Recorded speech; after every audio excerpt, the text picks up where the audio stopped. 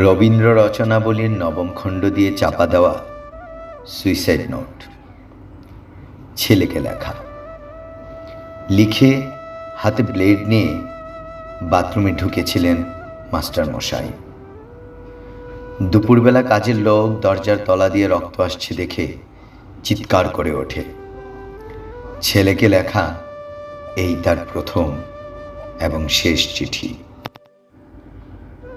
অরণি, আমি বিশ্বাস করি সন্তান পবিত্র জলের মতো।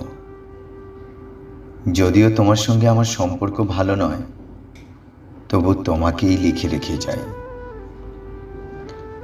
গত 2 বছর তোমার মায়ের চিকিৎসা বাবদ আমার যৎসামান্য সঞ্চয় আপাতত নিঃশেষিত। চিকিৎসার ব্যয়ভার আমি আর নিতে পারছিলাম না। জীবনে তোমার টাকা ছুঁইনি, মরেও ছোব না।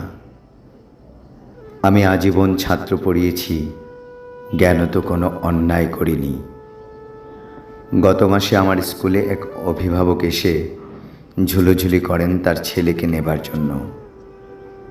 আমি প্রথম দিন ফিরিয়ে দেই, দ্বিতীয় দিন ফিরিয়ে দেই, তৃতীয় দিন পারিনি। তিনি আমাকে একটা বড় খামে 30,000 টাকা দিয়ে চলে যান।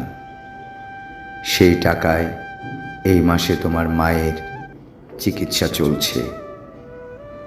জানি না তিনি বাড়ি ফিরবেন কিনা কোনো দিন।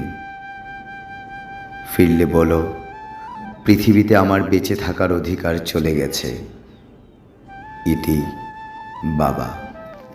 রবীন্দ্র রচনাবলী দিয়ে চাপা দেওয়া একটা সুইসাইড নোট। হাসপাতালে গাছের তলায় গা ছমছম করছিল।